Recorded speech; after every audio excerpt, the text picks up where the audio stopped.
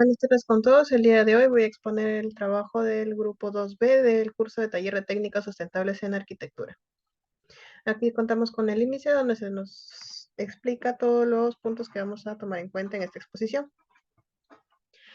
Entre los referentes que tenemos de un centro comunal, tenemos nacionales e internacionales, ¿no? Hemos escogido los internacionales porque vemos que la mayoría de estos se centran en técnicas sustentables como son los biohuertos, los muros trombe, paneles solares, entre otros. En cambio, los nacionales están un poco más abandonados, lo usan solamente como punto de reunión entre otros. Por ello, nuestro proyecto quiere hacer una diferencia con respecto al concepto de los centros comunales.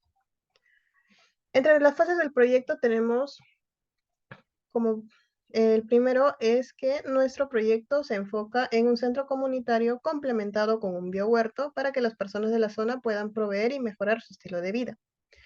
Como segunda fase tenemos la sensibilización. Este centro comunal concientiza a las personas de la provincia de Huaraz para poder ayudar a tener un lugar más limpio y útil, al reciclar y encontrar los beneficios que se le puede dar a este tipo de centro.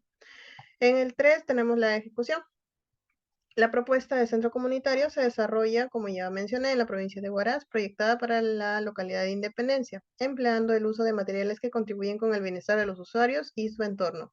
El tiempo que estamos proveniendo es de 5 a 8 meses y el dinero aproximado que se usará en el proyecto no pasaría de los 8.000 soles. En el mantenimiento tenemos que el centro tendrá un mantenimiento a base de las personas y voluntarios que vivan o empleen en este lugar. El tiempo sería el biohuerto se regará cada día en verano y cada 3 días en invierno, y el dinero para el mantenimiento sería compensado con las mismas personas que residen en dicho lugar. Como ya mencioné, tenemos como técnica principal el biohuerto. ¿Qué es un biohuerto? Es un área donde se cultivan alimentos sanos y nutritivos donde se utilizan abonos orgánicos, como el compost o el humus, que se elaboran con residuos de cocina y restos de cosechas previas para nutrir a las plantas. ¿Qué diferencia un huerto de un biohuerto? La diferencia entre ambos es que un huerto se emplean todo tipo de pesticidas y fertilizantes con bastantes elementos químicos, mientras que en el biohuerto se emplean pesticidas y fertilizantes con elementos naturales. Entre las ventajas que hemos encontrado es que permite mejorar la alimentación con productos más sanos, sirve para conocer mejor la naturaleza y aprender a quererla y respetarla, se adquieren conocimientos sobre alimentación y agricultura, aporta conciencia ecológica, lo que ayuda a mejorar la sociedad y el planeta. ¿Qué cultivos podemos sembrar en nuestro biohuerto? Los cultivos se agrupan de la siguiente manera, entre hortalizas de tallos, de hojas y de flores, frutos, hierbas aromáticas y tubérculos y raíces. En los materiales tenemos materiales para las camas de cultivo, para la siembra y las hortalizas que se plantarán en nuestro centro comunal. En los materiales para las camas de cultivo tenemos los listones de madera, ramas con pajillas y hojas secas, suelo franco, material biodegradable y estiércol. Los listones de madera nos permitirán cercar las camas de siembra. Su función principalmente es soportar y sostener la tierra y otros elementos que se usarán. Las ramas, pajillas y hojas secas conservan la humedad en el suelo y además pueden llegar a abonar el mismo suelo al descomponerse. Tenemos el estiércol y otros abonos que se usarán, que nos permitirán nutrir la tierra donde estarán los cultivos. El material biodegradable, que permitirá generar una base para todas las camas de cultivo al ser recicladas, son muy fáciles de conseguir. Y el suelo franco, que es un suelo que posee más nutrientes, humedad y humus que los suelos arenosos. Aquí podemos ver ya la empleación de estos materiales dentro de uno de los módulos de la cama de cultivo. Las camas de cultivo tendrán una dimensión de 1.10 metros por 5.10 metros y un alto de 0.60 centímetros. Por lo tanto, presentará un volumen de 3.37 metros cúbicos. Aquí tenemos la imagen de cómo quedaría y pasaremos a explicar los elementos y la cantidad que deberán tener. El estiércol debe tener una capa de 10 centímetros de altura para las camas de cultivo. El suelo franco se llenará en las camas, pero va a variar según la hortaliza que estemos plantando en la cama de cultivo. Los listones de madera, que poseen una dimensión de 3.20 de largo por 0.60 metros de alto y 0.05 metros de espesor. Ramas, pajillas y hojas secas no deben pasar del medio centímetro de alto de este agregado para las camas de cultivo. Y el material biodegradable que sostendrá toda la tierra que se pondrá encima. Por lo tanto, solo se debe cubrir el suelo, que es de 50 metros cuadrados. Los materiales para la siembra. Tenemos herramientas para la preparación del suelo y herramientas de aplicación, así como abonos como el compost, estiércol, humus y abono verde, y semillas que se dividen en dos clases, las botánicas y las vegetativas. Bien. En las herramientas tenemos aquí el equipo para la preparación del suelo y la posterior siembra. Se eligieron herramientas simples que faciliten nuestro trabajo y que no sean muy pesadas, como lo son las palas, las lampas, tanto de mano como lampas grandes, trinches, rastrillos y picos, así como los equipos de aplicación que sirven para rociar las plantas, para quitar el polvo y algunos insectos como pulgones y la mosca blanca. Entre estos tenemos una regadera manual, la manguera y contenedores de agua. Entre los abonos tenemos el compost, que se elabora a partir de residuos de cocina, el estiércol, que proviene de los animales de granja, el humus, que proviene de la descomposición de la materia orgánica, donde las lombrices digieren el material orgánico, el abono verde, que son plantas que pueden ser cultivadas para mejorar la calidad del suelo. Pueden utilizarse plantas como la vainita, haba, alberja, maní, soya, frijol o payar. Las semillas, como bien mencioné, se dividen entre botánicas y vegetativas. La botánica son semillas que se encuentran dentro de un fruto que puede ser seco o carnoso, como se explica en esta imagen.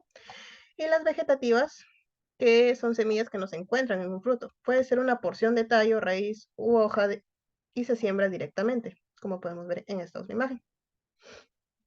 Entre las hortalizas que se plantarán, entre las botánicas tenemos el tomate y el eucalipto, y las vegetativas, la zanahoria, la lechuga, la cebolla y la papa. En la instalación. Las condiciones básicas para su instalación previas son un lugar para hacer el huerto urbano. Se debe tener en cuenta el tamaño, la luz, su acceso a agua y la calidad del suelo.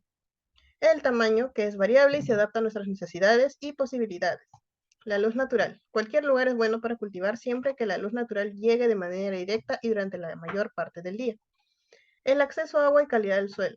Debe tener una fuente de agua cerca, porque las hortalizas requieren de riegos frecuentes por su rápido crecimiento, y las herramientas y equipo básico que se deben elegir para facilitar nuestro trabajo y que no sean muy pesadas. Su instalación. Como primer paso tenemos la limpieza y el cercado del lugar escogido. Se debe quitar todo material grueso o que no se descomponga fácilmente. En el paso 2 tenemos la delimitación de las camas de cultivo, las cuales tendrán una dimensión de 1 metro de largo por 5 metros de ancho, con una profundidad variable. Para la circulación se debe dejar un espacio aproximado de 40 a 50 centímetros. En el paso 3 tenemos el mejoramiento del suelo de las camas de cultivo.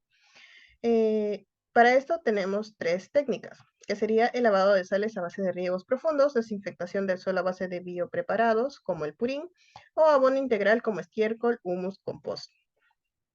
Paso 4. La siembra y el riego.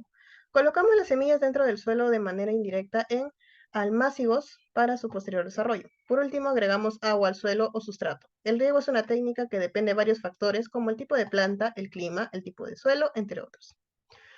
El funcionamiento y la innovación. Funcionamiento del centro comunal.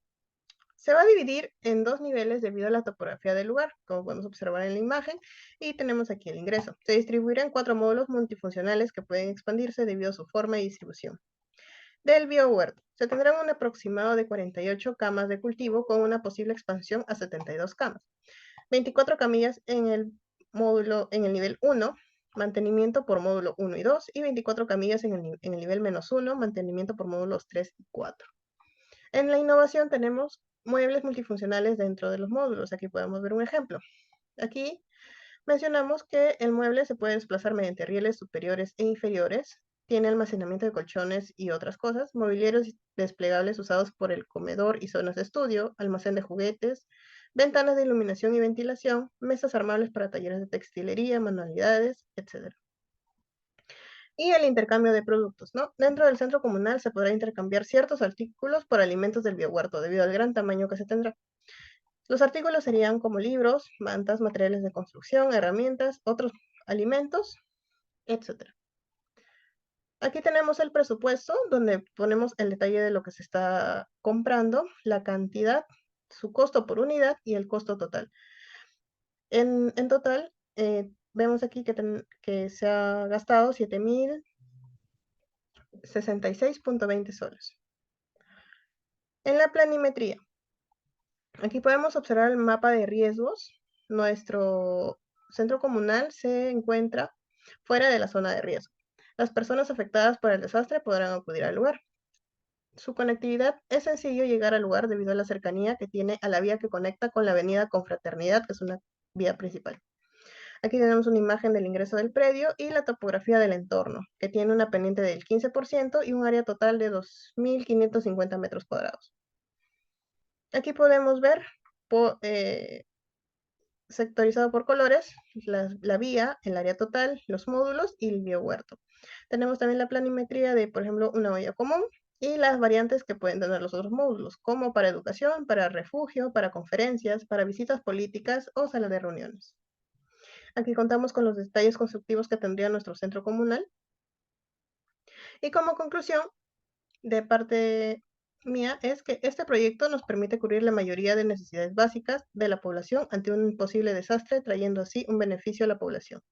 Gracias.